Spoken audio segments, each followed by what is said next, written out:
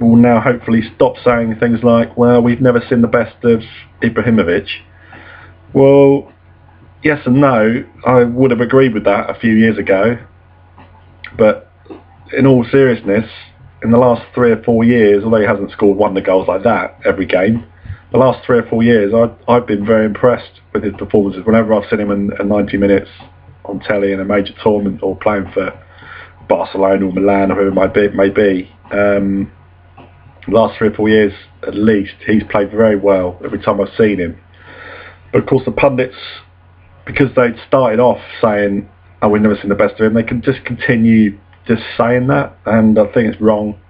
And we just put that to bed once and for all, basically, that I think he is a great player, he's a special talent.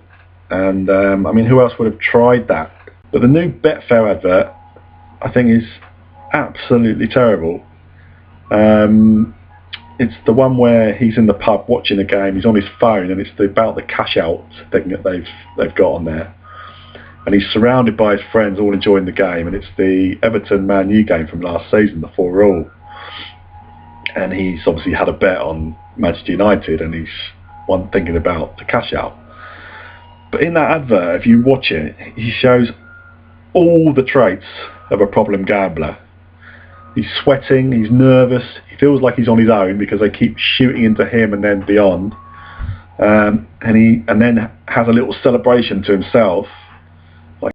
Jessica Ennis, come the face of the game, so much pressure on her, such a lovely woman, and an absolutely brilliant performance in the heptathlon to win fairly comfortably, but she just lit up the Olympic Games. Borussia Dortmund, I think I watched every game they played in the Champions League this year. That group, the so-called group of death, was literally amazing. You don't normally see great games in the group stages.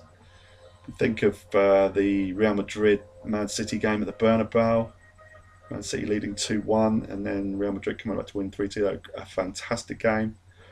Both Dortmund's games against Madrid were fantastic.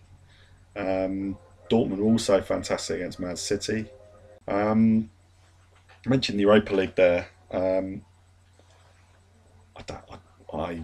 can't stand it, basically. I think it's a waste of time for the large part.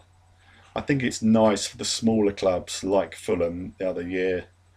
It gives their fans a chance to experience European football, because they're not going to finish in the top 4, so they're not going to get the Champions League. But it is the second division of Europe. That's what it signifies to me, and it really is. And this Super Cup, European Super Cup, there at the end of the year, what a waste of time. Never taken an interest in the Europa League, doesn't do anything for me. I've watched the odd game. Even when the final comes around, I'm really not bothered.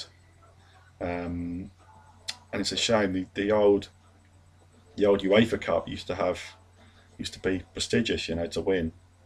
When it was the old European Cup, the old UEFA Cup, Cup Winners' Cup, all 3 of those trophies were very prestigious.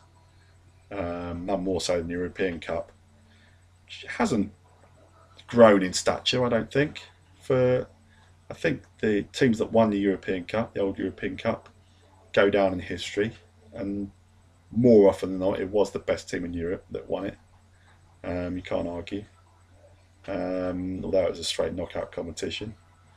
But you had to earn your right properly to get in the European Cup. You had to be champions of your league or be the defending champions of the European Cup.